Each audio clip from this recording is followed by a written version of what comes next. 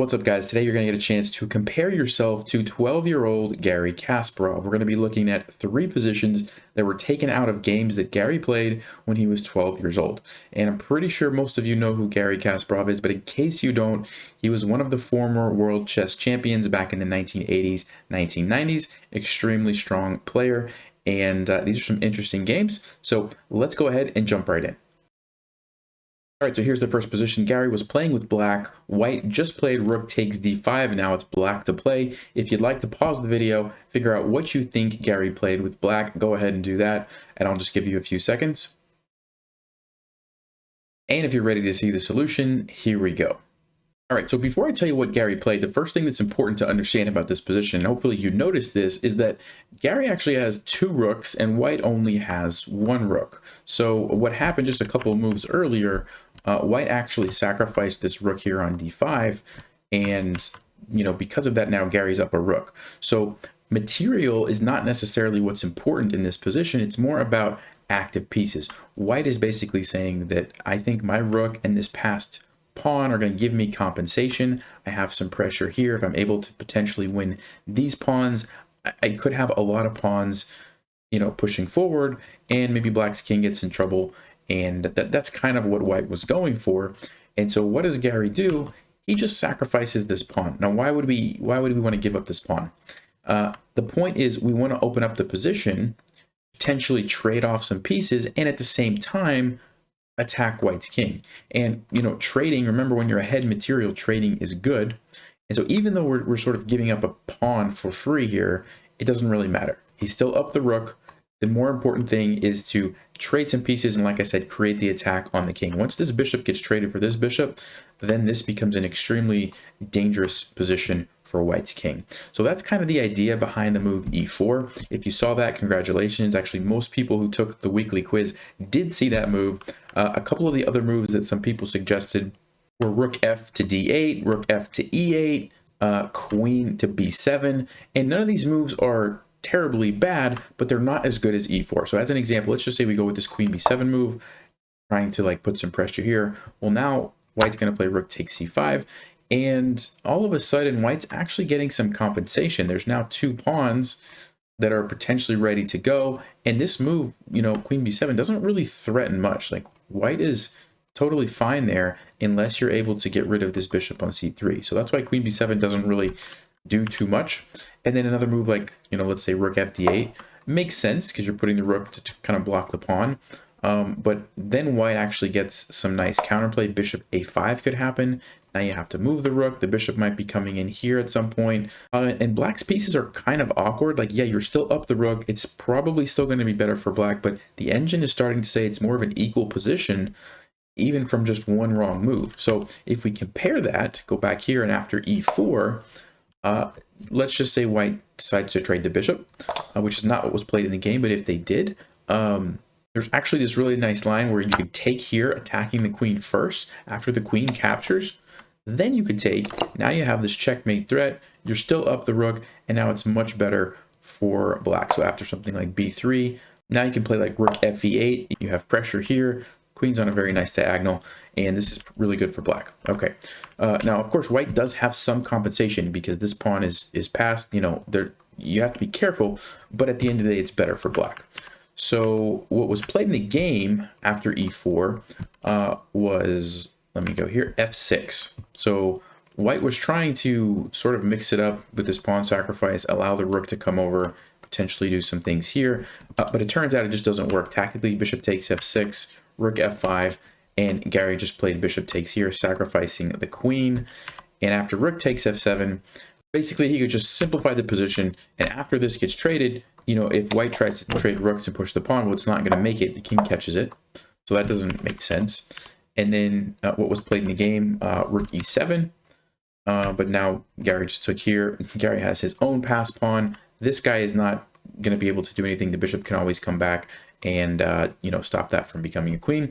And a few more moves were played. You can see this guy is now a monster, and all Garry has to do is take this pawn, and it's going to be game over. And so White resigned right here. So congratulations if you saw e4.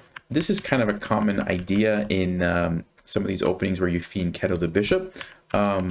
a lot of times you do have to open up that diagonal, even at the cost, open up the diagonal, even at the cost of a pawn. Like in this case, it didn't really matter that he lost that pawn. It was more important to open this up and trade some things off.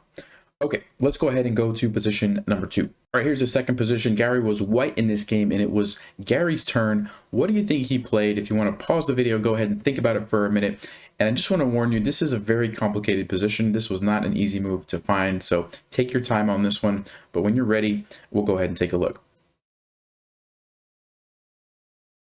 All right, if you've had a chance to do that, let's go ahead and see what the move was. Now, before I tell you the move, a lot of people who took the quiz were thinking knight to h4 check and rook to h1. Actually, I think only 2 or 3 people found the correct move, which was knight to d4.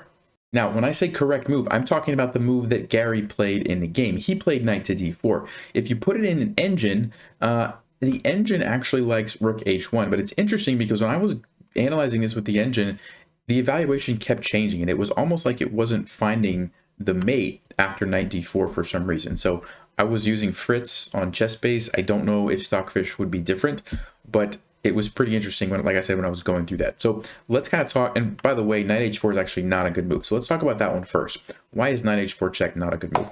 The idea is good. You're trying to put the king in check and also unleash the queen to go to h5 and then deliver the mate. The problem is when black takes your knight, it's with check. So you can't follow up with your plan. You got to get out of check. So, after you move your king, well, now black can take on f6. And guess what? You can't go there anymore because your knight is gone, right?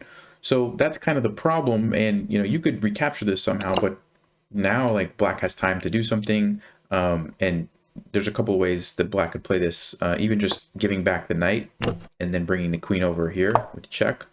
And now black's queen is going to be able to like defend the king, and black's just winning. So that's why, if we go all the way back, knight h4 doesn't quite work. Okay, now let's talk about rook h1 first, and then we'll finish off with Garry's move that he played, knight to d4.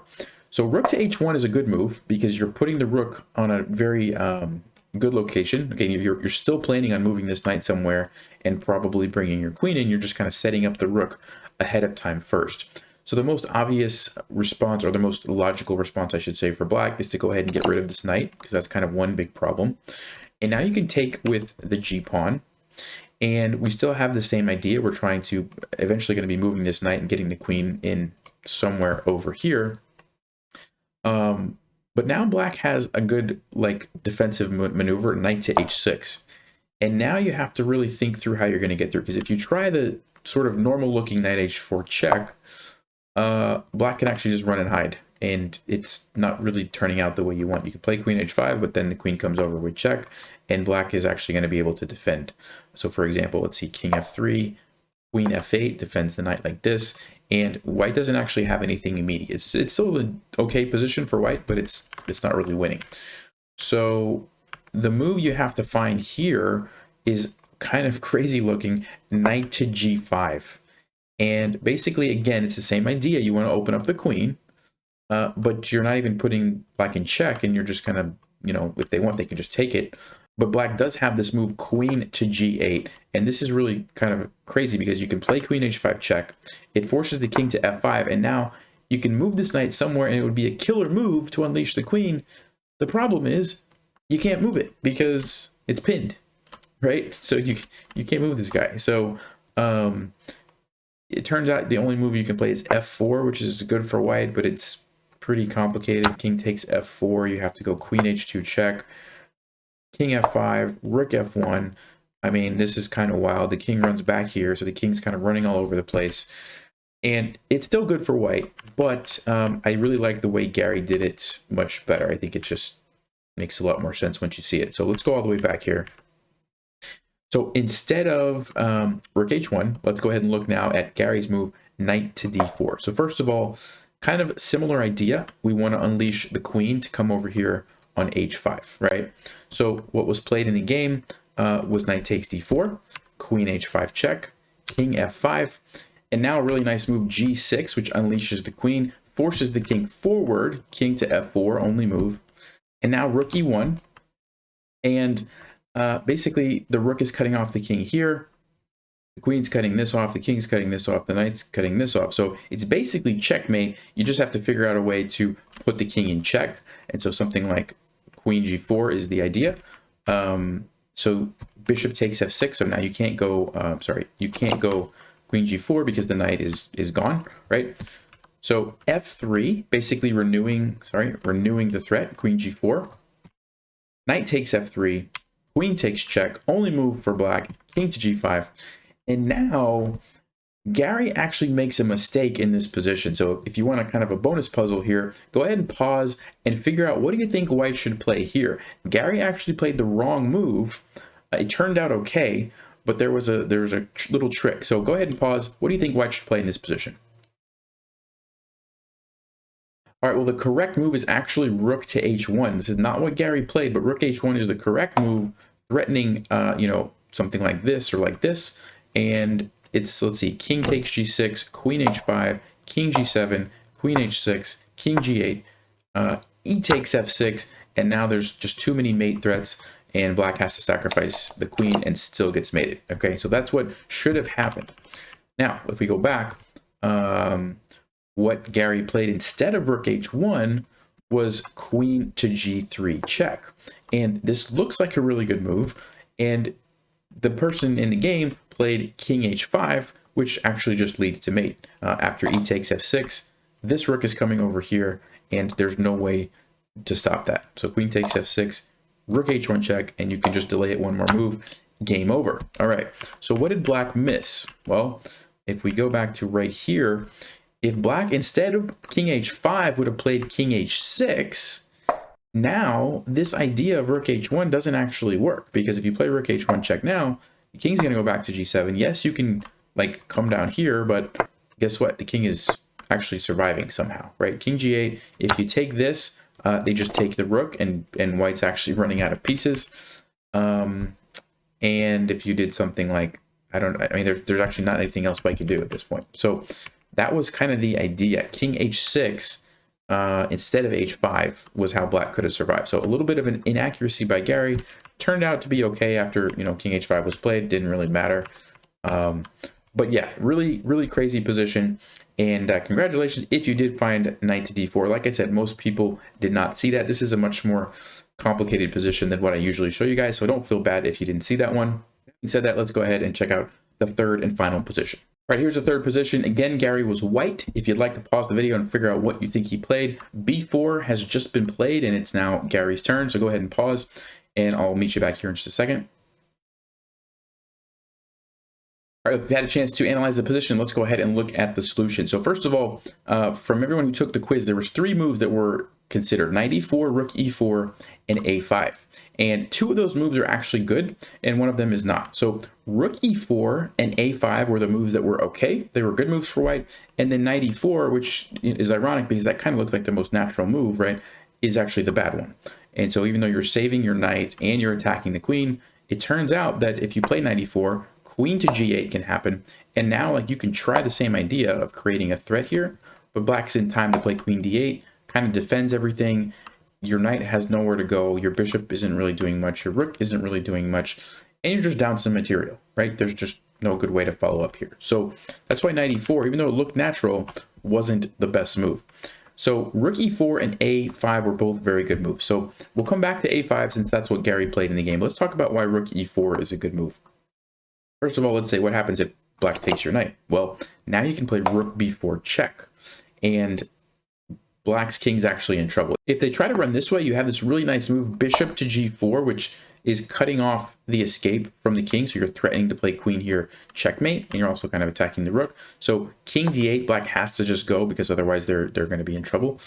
You also had queen a7 if you needed it, so that's why black has to run. Now you can take that, and black can't even take it, where you've got queen a7, this is happening, and yeah, black's just lost. So that's basically what happens if they try to run that way. If we go back here, let's say they run over here in the corner, now you have queen b6, you have all sorts of checkmate threats, and it's mate in 5, so black can't really stop it.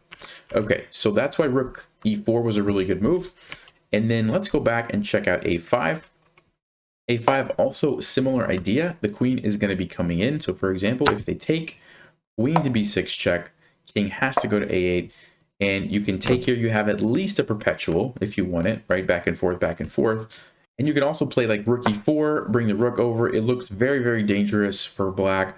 The computer is saying that black has some way to survive, but this looks extremely scary, and I would totally love to play white in this position. So let's go back and see what actually happened in the game. So when Garry played a5, black decided to take with the rook instead of the pawn. I'm not sure what the idea was behind that. That actually was a mistake. Garry made him pay for that. So we have queen to b6, king c8, then he captured the rook, bishop here, queen c6 check, bishop c7, and then queen a8. Rook came up now, and actually black resigned. There's just too many threats here. You got this, you got this, you got this under attack, you got this. Yeah, and black's just losing. So that's what happened. Congratulations if you saw a5. Sometimes just leaving your pieces and allowing them to be captured, if you can create a stronger counter threat, is the best way to go, as we saw in this game. I hope you guys enjoyed this video, getting a chance to see how you stack up to the 12-year-old Garry Kasparov. You can see even at 12 years old, Garry was an extremely strong player. But yeah, let me know what you guys think for next week's quiz. What kind of theme should we have? It can be anything from particular players' games to a certain type of ending, a certain type of opening, a certain type of tactic. I'm open to suggestions, and I'll read the comments and see what gets upvoted the most, and we'll probably just go with that. So look forward to hearing that from you guys. As always, thanks for watching. Stay sharp, play smart, and take care.